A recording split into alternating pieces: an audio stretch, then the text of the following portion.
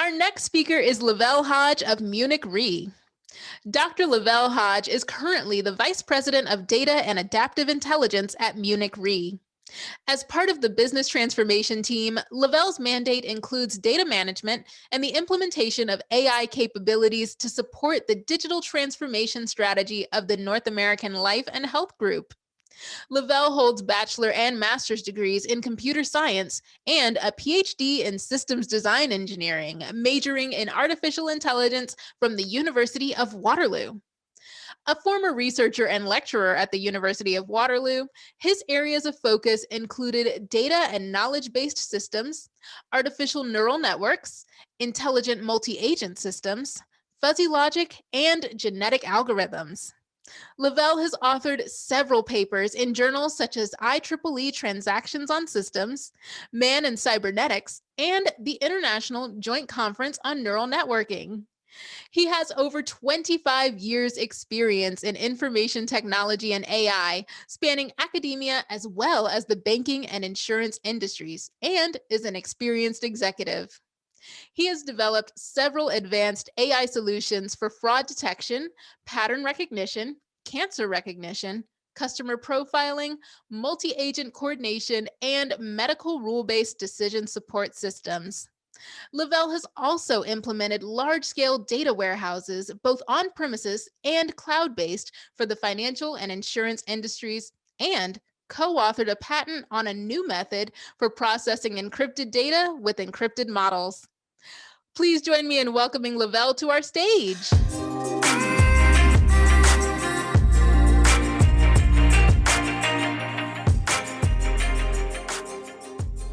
Good afternoon, everyone. Today, I'm going to talk to you about building an AI strategy from the ground up. When I started my education in AI in the early 90s, it was deemed as a solution looking for a problem. Many years later, AI is not surprisingly a mainstream discipline, and that has significant ramifications in almost all aspects of our lives. So for most industries and corporations operating within those industries, ignoring AI could definitely impact the overall success of a company. And further, not having a solid AI strategy is where most companies can potentially lose their competitive edge. The financial industry is not immune to this phenomenon, and many corporations do struggle to establish a solid AI strategy. So now, before we rush out to establish AI strategies, it is important to ensure that from a corporate perspective, there is a clear link between business value and AI. It is this clear link that is necessary, but it is also this link that proves to be pervasive to many a business. Even if corporations do establish that clear link between business value and AI, moving AI projects beyond the proof of concept stage can be a challenging endeavor. And not having a solid strategy can lead to a loss in market share or even loss of a competitive edge when compared to corporations that have a successful AI strategy. So CIOs, IT experts, business leaders alike have many decisions that they must make when thinking about an AI strategy. What am I trying to do? What will the team look like? Do I buy or build? How do I even hire the right people? Today, my goal is to take you through the main components and the thought process of an AI strategy from the ground up, and hopefully answer a few questions for you along the way. So I'm going to start with a definition of AI. It is not the only definition of AI, but we need to be on the same page. So we can define AI as an ecosystem of algorithms or recipes, if you will, that accomplish tasks that are normally associated with human intelligence. And this talk is not so much about how AI accomplishes those tasks, but it's more about how do I get there. The AI ecosystem I mentioned consists of capabilities within AI and its subfields of machine learning and deep learning. You can think of each subfield as a specialized set of algorithms within the larger ecosystem. Most of the obvious impact from AI in the finance industry revolves around capabilities in computer vision, natural language processing, predictive analytics, classification, and regression algorithms. These are used in combination or separately to solve problems. These are also called use cases. And when you have more than one algorithm using the same problem, we refer to that as an AI pipeline. So in my experience, there are 5 main steps to a successful AI strategy. I personally call them the 5 fundamentals. You must articulate a clear corporate or departmental vision and a corresponding set of business objectives that will leverage AI. Those objectives are achieved by defining a set of use cases that have specific measurable business outcomes and benefits. Data is always the raw material, and it's important to ask yourself how and where do you define your data and what infrastructure is necessary to support those use cases. The talent to accomplish the objective needs to be identified. You need to build the right team, and I'll show you what that looks like. While at it, you must ensure that you define the appropriate risk guidelines and governance. And lastly, do not try the big bang approach. A practical incremental roadmap for implementation is always best, so you can build on previous successes. So what does a vision statement look like? Well, here's an example. ABC Corp would like to be a market leader in a customer service.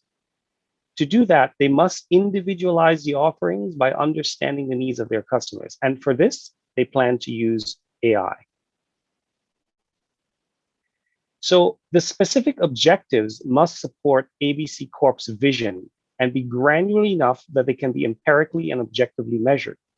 In other words, you must be able to easily articulate what success looks like while eating a hot dog in the elevator on your way back to your desk.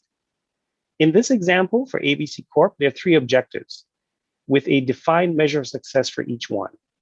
80% target on customer responses, 50% increase in sales, and a 30% reduction in manual processes. All of these will contribute to the growth of the company. Now remember, you can't do this without the data and the technical infrastructure that supports the collection, refinement, analysis, and modeling of data. So most decisions on data and infrastructure revolve around the source and type of data needed, as well as whether one should take a build it all in-house or a buy it all in the cloud, or perhaps a hybrid of the two. With the maturity of the cloud services today, most corporations are in the hybrid category. So don't be surprised if you end up there too. You will need to become somewhat familiar with terms like machine learning as a service, or infrastructure as a service, and platform as a service. The as a service options in the cloud make it easy to get up and running quite quickly. Infrastructure as a service allows you to avoid hosting services on your premises, but you will need to install and manage pretty much everything you need. Platform as a service, it gives you a full set of capability without the headache of managing it. And this is the most expensive, but in many cases, it's worth it. So Azure Data Lake Service is an example of platform as a service. You'll need to establish a team with clear roles and accountabilities. What you'll find is that traditional IT departments are challenged to understand how to implement models and AI pipelines. They'll need to retool the talent. This is not a swipe at IT, but more of an acknowledgement that they will need to pivot to support the AI strategy and hire new talent, which we'll see in the next slide. Generally, most of the hires for the business will be in the data engineering space. Why? Because most of the time spent in these use cases will be on the preparation of data. So you'll also need theoretical folks that can bring the state of the art in AI to the strategy or develop new secret sauces. Some organizations partner with academic institutions for this. The new role here is the AI systems engineer, and they should be hired in IT. They do the implementations, but they have a firm grasp on modeling and AI techniques, and are the subject matter experts on how to implement these algorithms in the organization's technical infrastructure. This is an important role, not traditionally staffed by IT departments.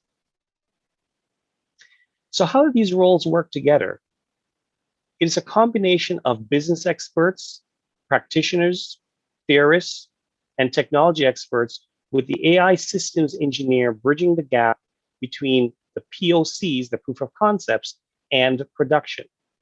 This slide shows that interaction model. I know it's a bit busy, but it's necessarily so.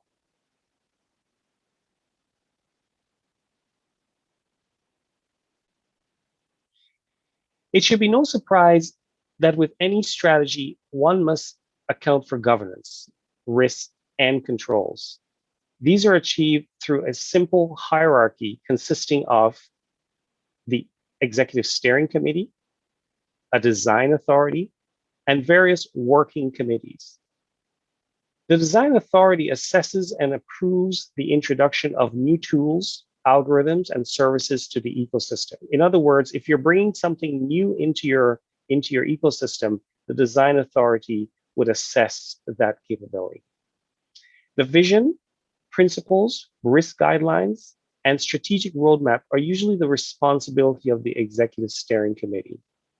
Generally, the working committees would focus on the day-to-day stuff, the use case development, business casing, and performance of the AI systems being built. This setup should be tailored to your organization size and complexity.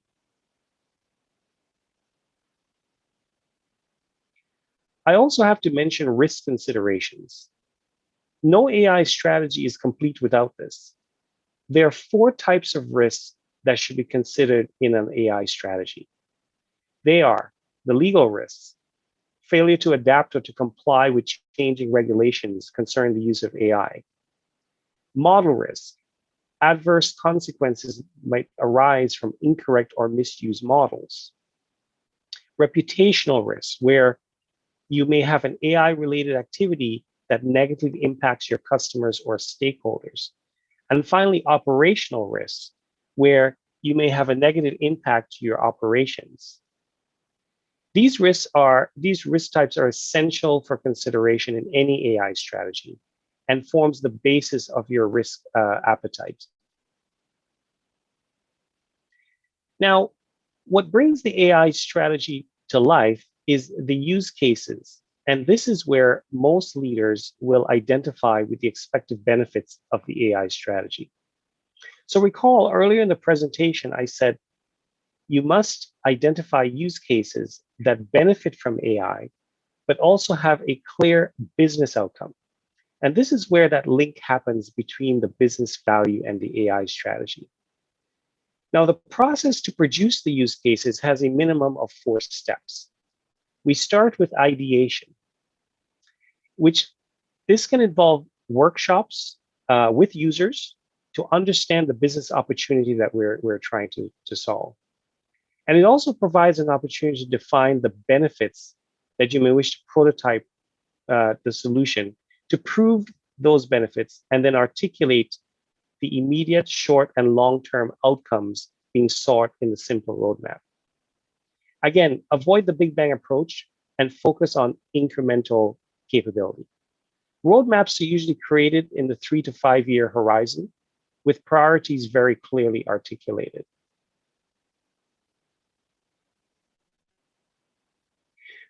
So this is what a use case template can look like. Note that the opportunity is clearly articulated and the activity roadmap has simple steps. The goal is to build upon previous capabilities. Again, avoiding the big bang approach. We call it bootstrapping. And this can also take the form of building more complex AI capabilities on top of simpler capabilities. In either case, the progressive activity structure and corresponding outcomes of each activity is going to set the objectives of the use case. And finally, this template allows you to identify the AI techniques involved, a plus for the IT department, and of course, it identifies the risk profile for every use case. This is just an example, of course, but it serves to illustrate the concept and how important it is to clearly articulate each use case.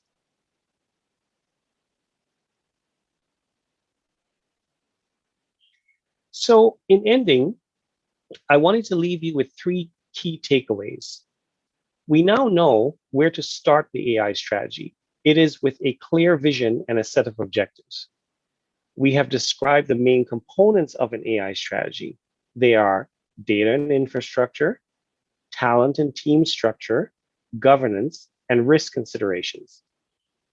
Finally, we showed how to develop use cases and discuss how they bring the strategy to life. And we form that important link between the AI and the business benefit. Hopefully, this talk has answered some of the basic questions about creating an AI strategy. Keep in mind that every strategy is going to be unique, but by following a well-defined thought process, the outcome should be the same: success. Thank you for your attention.